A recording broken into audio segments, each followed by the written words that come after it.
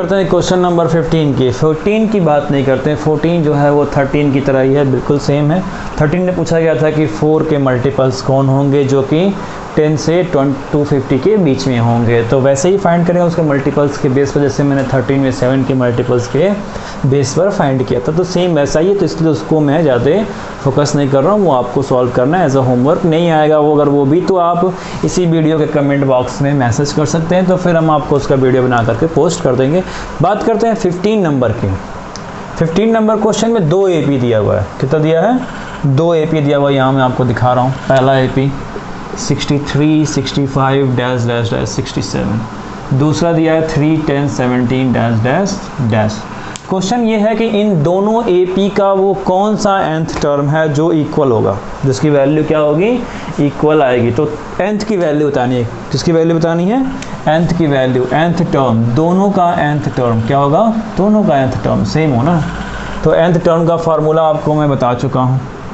nth term का formula यानी कि an equal a plus n minus 1 into D. इसका भी और इसका भी सेम ही होना है। क्या होना है? ये दोनों क्या होंगे? सेम है। ठीक है, सेम है। तो सेम होने से पहले बात जरा समझ लेना अच्छे से, इन दोनों का वो कौन सा nth टर्म है जो कि इक्वल होगा, जो कि क्या होगा? इक्वल होगा। तो फर्स्ट ऑफ ऑल तो यही फार्मूला पुट होना है इसमें, a plus n minus 1 into D. तो पहले हम इसमें a और d फाइंड कर लेते हैं। a और d क्या कर लेते हैं? फाइंड कर लेते हैं। इसका a है 63 और d हो जाएगा 65 माइनस 63, यानी d इक्वल 2, d इक्वल 2 और a इक्वल 63। इसकी बात करें तो इसका a है 3 और d कितना है? 7। d कितना है? 7। 10 में से 3 माइनस करेंगे तो 7 आएगा। a2 minus a1, a2 minus a1। तो बात हो रही है कि nth टर्म दोनों का क्या होना है? इक्वल आना है। ऐसा कौन सा वो nth टर्म है? तो मैं यहाँ पर राइट कर रहा हूँ nth term of first AP equal nth term of second AP।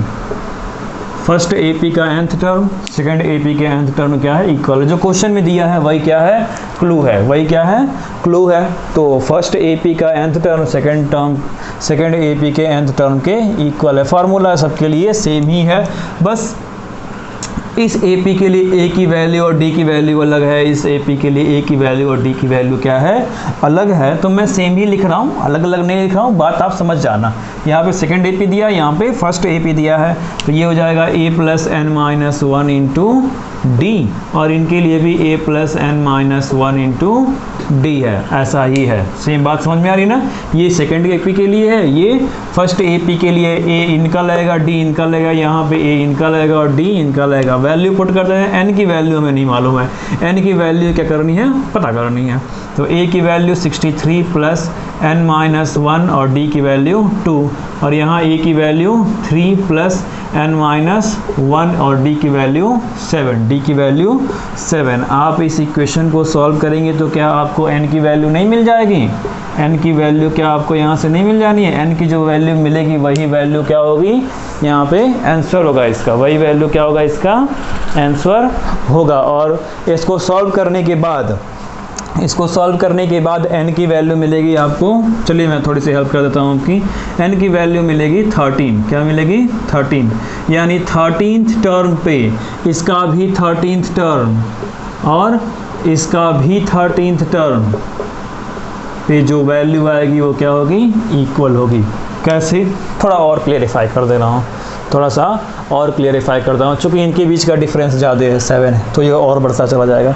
इनके बीच का डिफरेंस क्या है? कम है, तो धीरे धीरे बढ़ता चला जाएगा। 2-2 का गैपिंग है तो धीरे धीरे बढ़ेगा, ये थोड़ा सा जल्दी बढ़ेगा। तो इसके 13 टर्म पे जो वैल्यू आएगी, इसके 13 टर्म पे जो वैल्यू आएगी, दोनों क्या होगी? सेम होगी। यही क्वेश्चन पूछ रहा था कि वो nth टर्म पे वो कौन सी वैल्यू आएगी, मतलब कि कौन से टर्म पे वो वैल्यू है जो इन दोनों AP के लिए इक्वल है, जो इन दोनों AP के लिए क्या है? इक्वल है। तो 13 टर्म की वो वैल्यू जो इन दोनों AP के लिए क्या है? इक्वल है। आफ्टर द कैलकुलेशन हमें यही आंसर मिला, जो कि मैंने दिखाया था टू द क्वेश्चन में ही वो क्लो था कि nth term of first AP equal nth term of second AP। अब क्वेश्चन नंबर 16 को सॉल्व करते हैं। क्वेश्चन नंबर 16 के सॉल्यूशन में 2 क्लू आपके सामने लिखे हैं। क्वेश्चन में दिया हुआ है कि उसकी थर्ड टर्म कोई एपी है, एपी को बनाना है, एपी है नहीं, मिला नहीं है, बस उसने क्लू दिया है उस एपी के लिए कि उसका थर्ड टर्म जो है वो क्या है, 16 है। थर्ड टर्म क्या है, 16 है। तो ए थर्ड इक्वल 16 हो गया, ध्यान दीजिएगा, ए थर्ड इक्वल 16। दूसरी बात और दी गई है कि उसके सेवेंथ टर्म जो है उसके 5th टर्म से 12 एक्सीड है। क्या है, एक्सीड है। पिछले वीडियो में मैं भी एक्सीड के बारे में क्वेश्चन बता चुका हूँ कि उसका जो 7th टर्म है वो 5th टर्म से 12 एक्सीड है, यानी कि 12 ज़्यादा है। तो A7 में से A5 माइनस करेंगे तो कितना मिलेगा, 12 मिलेगा। A थर्ड का मतलब हो गया A plus 3 minus 1 into D equal 16। तो ये कितना हो गया, A plus 2D equal 16, equation number 1। 3 में से 1 सेपरेट हुआ, 2 मिला, तो A प्लस 2D इक्वल 16। ये पहला इक्वेशन हो गया। क्या हो गया, पहला इक्वेशन, सही है। फिर अगर इनकी हम बात करते हैं A7 माइनस A5 की, तो A7 आपको क्या मिल जाएगा, A plus 7 minus 1 into D, यानी कितना हो गया, A प्लस 6D। और A5 की अगर बात करें तो A plus 5 minus 1 into D, वही nth टर्म वाले फार्मूले पे हम चल रहे हैं। तो ये क्या हो गया, A plus 4D। A5 equal A plus 4D और ये A प्लस 6D है। इनको अगर इसमें मैं पुट करूँ तो ये कितना हो जाएगा, A plus 6D minus A plus 4D equal 12। थोड़ा सा सही करेंगे तो कितना हो जाएगा, A plus 6D minus A और ये माइनस से मल्टीप्लाई हुआ माइनस 4D इक्वल कितना हो गया, 12। तो A से A क्या हो गया, कैंसिल, 6D में से 4D सेपरेट हुआ, मिला 2D इक्वल 12। तो D की वैल्यू कितनी आ रही है, 6। D की वैल्यू कितनी आ रही है, 6 आ रही है। अब जब D की वैल्यू 6 आ रही है तो क्या इस D को हम इसमें पुट करेंगे तो A की वैल्यू नहीं आ जाएगी, क्या इस D की वैल्यू को इसमें पुट करें तो A की वैल्यू नहीं आ जाएगी इस इक्वेशन से। पुट करके देख लीजिए, तो D की वैल्यू 6 से पुट करें तो 2 6 जा 12 गया उधर माइनस हुआ 16 से, तो A की वैल्यू कितनी मिलेगी, A की वैल्यू मिलेगी 4। अब आपके पास A भी है और D भी है, तो AP आपको बनाना है ना। तो AP बनाने के लिए मैंने कंडीशन बताई थी, फार्मूला मैंने बताया था कि पहला टर्म A होता है, दूसरा A प्लस D होता है, थर्ड जो होता है A प्लस 2D होता है और फोर्थ जो वो A प्लस 3D होता है, कामा डैश डैश डैश, ऐसे चलती चली जाती है वो AP। तो आपके पास A भी है, D भी है, आप इसमें वैल्यू पुट करेंगे तो आपको वो वैल्यू क्या मिलती जा रही है, AP की वैल्यू मिल जाएगी हर एक टर्म की। तो आप चाहे तो डायरेक्ट भी बना सकते हैं, यहाँ पे दिख रहा है सीधे सीधे। तो A इक्वल 4 और 4 प्लस 6 करेंगे तो कितना हो जाएगा, 10, और फिर उसमें 10 में ही 6 ऐड करते जाइए, इसको कैलकुलेट भी आप नहीं करेंगे, D ही बढ़ते जाना है। तो 10 प्लस 6 कितना हो गया, 16 22 डैश डैश डैश हो गया, 16 22 डैश डैश डैश, वो बढ़ते ही जाना है, 6 क्या होता जाएगा, बढ़ता जाएगा। तो ये था सॉल्यूशन नंबर 16। अब बात करते हैं क्वेश्चन नंबर 17 की। क्वेश्चन नंबर 17 में एक AP दिया है 3813 डैश डैश डैश 253। तो इस AP से हमें क्या क्या मिल जाता है, चेक कर लेते हैं। A equal 3, D equal 8 minus 3, A2 minus A1 कितना मिल गया, 5। लास्ट टर्म दिया है यानी कि AN दिया है, कितना हो गया, 253। 3 बातें आपके सामने यहाँ से मिल गई। इनके बीच कितने नंबर ऑफ टर्म्स हैं वो हमें नहीं पता है। ये 4 ही बातें होती हैं AP में, मिल गई अभी 4 बातें। आगे इसका सम भी मिलेगा, तो सम वाला हम चैप्टर बाद में पढ़ेंगे, उसका एक्सरसाइज बाद में सॉल्व करेंगे। फिलहाल अभी 4 ही क्वांटिटी मिल रही है, तो N नहीं पता हमें। क्वेश्चन क्या है, क्वेश्चन ये देखते हैं। क्वेश्चन ये दिया हुआ है कि इस AP में आपको 20 टर्म बताना है। 20 टर्म आगे से नहीं, कहाँ से बताना है, फ्रॉम लास्ट, पीछे से। तो आगे से फाइंड करने का टर्म, जो फाइंड करने का फॉर्मूला था वो तो आप बड़े अच्छे तरीके से जानते हैं कि AN equal A plus N minus 1 into D। बड़ा अच्छा बात है भाई, आपको आगे से मिल जाएगा, लेकिन पीछे से नहीं पता है। तो फिलहाल हम पीछे से फाइंड करने का तरीका अभी यहाँ पे एक्सप्लेन कर देंगे। ये क्वेश्चन बहुत ही इंपॉर्टेंट है, इसका सॉल्यूशन बहुत ही अच्छे से देख लो, ध्यान लगा करके देख लो सभी। तो N नहीं पता है हमें, इसमें कितने नंबर ऑफ टर्म्स नहीं है, इसमें कितने नंबर ऑफ टर्म्स है ये पता नहीं है, तो मालूम कर लेते हैं। तो फॉर्मूला यही सेम होगा, AN equal A plus N minus 1 into D, यानी कि 253 इक्वल A की वैल्यू 3 प्लस N माइनस 1, यानी कि n-1 ऐसे रन देंगे और d की वैल्यू 5 और इसको सॉल्व करेंगे तो हमें n की वैल्यू मिल जाएगी। n की वैल्यू क्या होगी, मिल जाएगी। तो आप इसको सॉल्व करेंगे तो आपको n की वैल्यू कितनी मिलेगी, तो इधर से उधर करेंगे तो n की वैल्यू आपको मिल जाएगी 51। कितनी मिलेगी, 51। n की वैल्यू आपको मिलेगी 51, यानी कि 51 टर्म है टोटल टर्म कितने हैं, 51।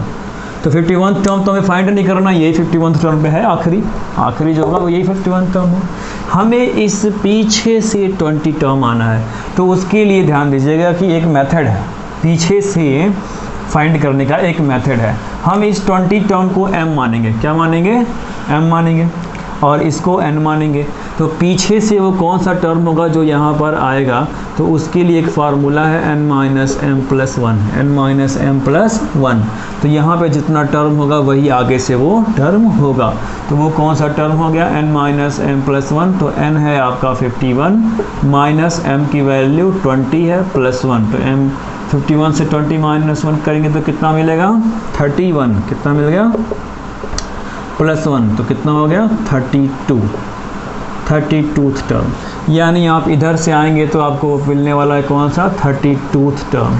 32 टर्म फाइंड करेंगे तो वो भी सेम यही चीज़ होगी, वो भी क्या होगी, सेम यही चीज़ होगी। तो ये 32 मालूम कर लेते हैं, a32 अब डायरेक्टली यहाँ पर पुट कर दीजिए, a+n-1 इंटू डी में, यहीं से a32 यानी कि a+32-1 इंटू डी। ए की वैल्यू आपको पता है कितनी है, 3 है। 32 में से 1 माइनस हुआ 31 इंटू डी की वैल्यू 5, डी की वैल्यू 5 यानी 31 इंटू 5। तो 3 प्लस 31 इंटू 5 करेंगे तो कितना हो जाएगा, 5 1 जा 5, 5 3 जा 15।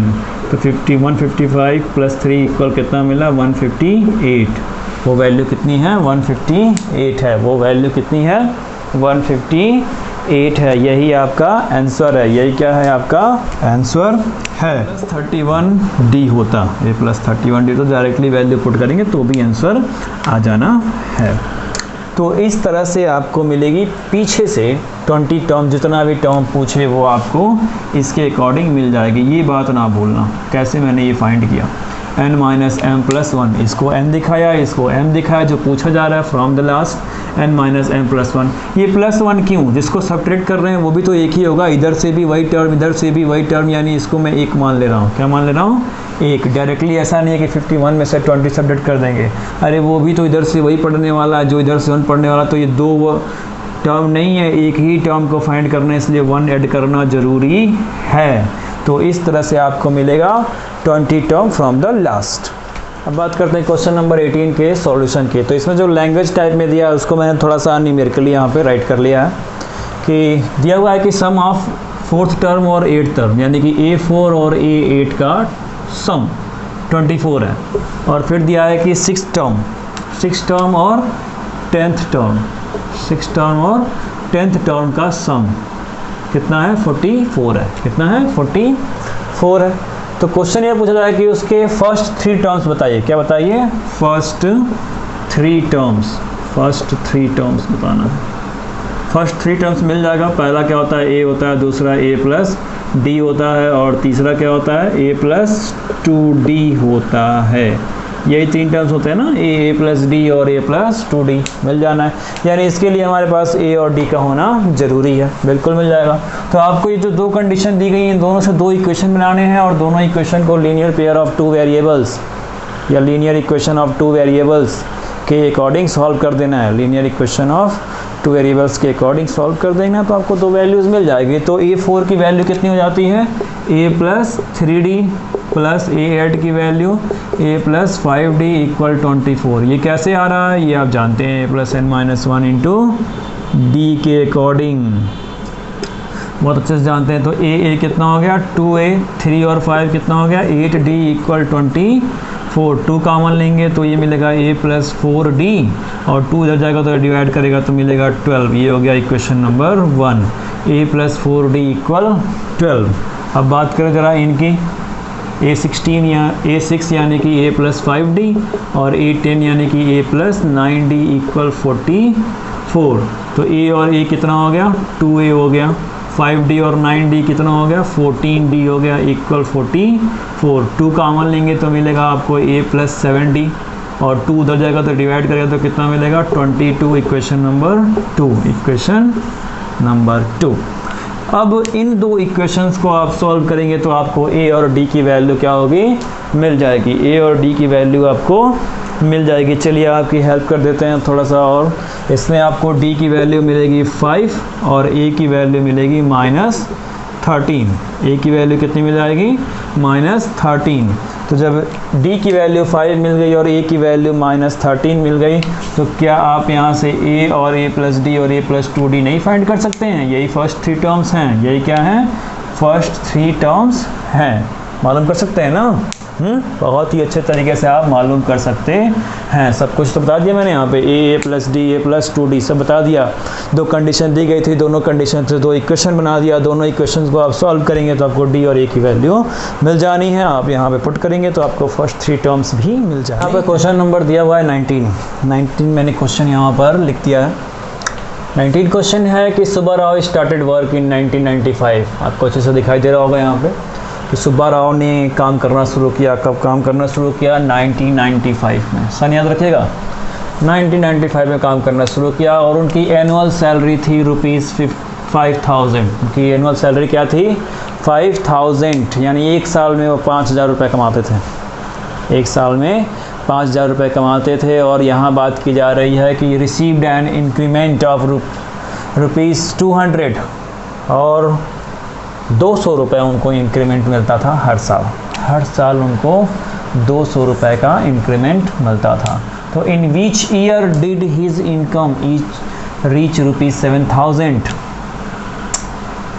कितनी होगी, 7000। कह रहा है कि कौन से साल में या कितने साल के बाद, ये भी कह सकते हैं आफ्टर लिखा नहीं है, लेकिन कह रहा है कि इन विच ईयर, कौन से साल में 7000 रुपीज़ उनकी सैलरी हो जाएगी। तो यहाँ जो भी स्टोरी दी गई है उस स्टोरी से हम AP बनाएंगे। क्या बनाएंगे, एक AP बनाएंगे, अर्थमेटिक प्रोग्रेशन बनाएंगे, और उसमें हमें n की वैल्यू नहीं मालूम है, कौन से ईयर, यानी कि नंबर ऑफ ईयर।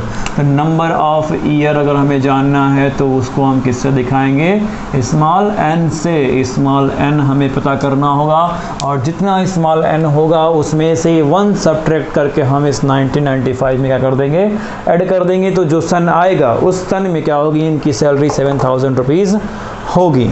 तो इस स्टोरी के अकॉर्डिंग हमारे पास AP बनाने के लिए एक AP है। क्या है, AP है। उस AP के अकॉर्डिंग यहाँ पे देखिए 5000 रुपीज़ जो है वो उनकी पहली सैलरी है, यानी कि A इक्वल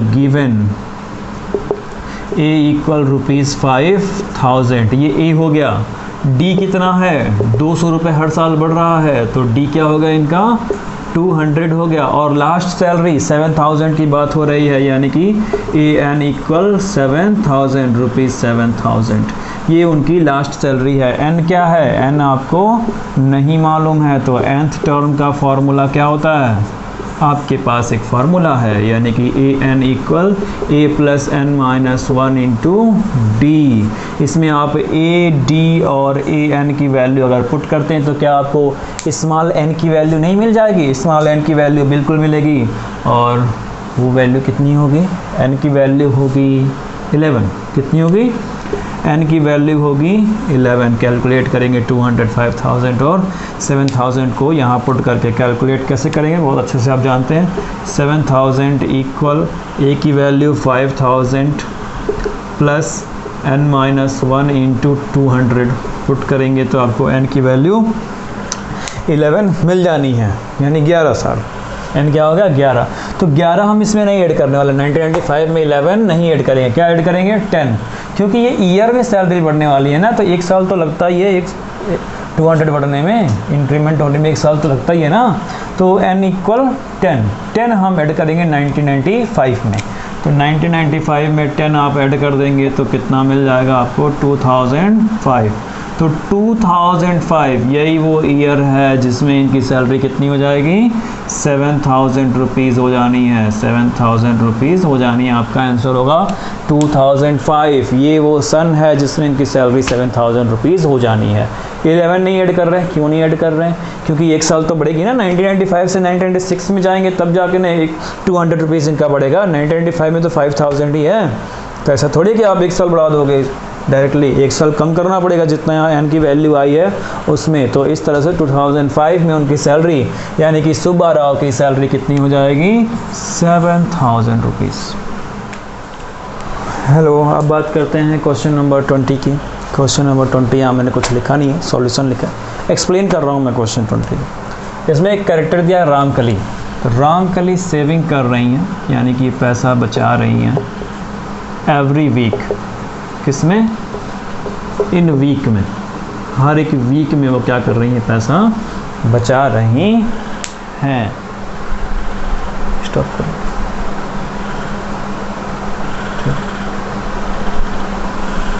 और हर एक वीक में वो पैसा बचा कितना रही हैं, इसका डिस्क्रिप्शन मैं यहाँ पे लिखने जा रहा हूँ। फर्स्ट वीक में वो बचा रही हैं ₹5। कितना बचा रही हैं? 5।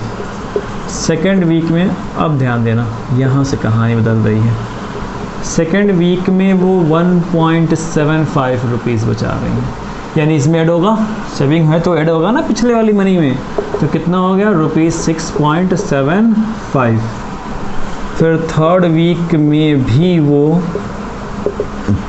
इतना ही पैसा बचा रही हैं, तो फिर इसमें ऐड होगा 6.75 में 1.75 क्या हो गया? ऐड हो गया ₹1। तो ये कितना हो गया? ₹8.50 हो गया, 8.50 हो गया। तो क्वेश्चन ये है कि nth वीक में वो कितना रुपए बचा ले गए? ₹20.50। 20.50 रुपीज़ क्या कर ले गई वो? नहीं।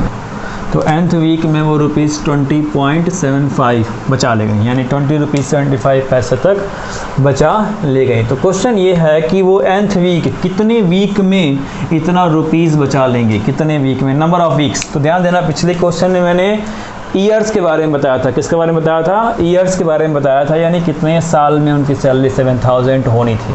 तो वहाँ एक कम कर दिया मैंने, 11 आया था तो एक क्या कर दिया, कम हो गया, क्योंकि साल है तो एक साल बाद ना उनकी सैलरी बढ़ रही थी। यहाँ पर तो सेविंग है तो ये वीकली हो रही है, फटाफट, ठीक है। यहाँ पे इनकी सैलरी जो है वो हो रही है, तो वैसे भी 1 मंथ में 4 वीक्स आते हैं, तो वीक जो है वो जितना आएगा डायरेक्टली उसमें क्या कर देंगे, हम ऐड कर देंगे। होना ये पिछले वाले क्वेश्चन की तरह ही है, 19 की तरह ही है। तो ये एक AP की तरह बन गया। क्या बन गया? AP की तरह बन गया, यानी कि 5, 6.75, फिर 8.50 और डैश 20.75। बना ना? बना कि नहीं बना AP? तो यहाँ से आपको A की वैल्यू कितनी मिली? 5 मिल गई। ये रुपीज़ में मैं नहीं लिख रहा हूँ, बस AP दिखा रहा हूँ, रुपीज़ तो यहाँ लिखा ही मैंने।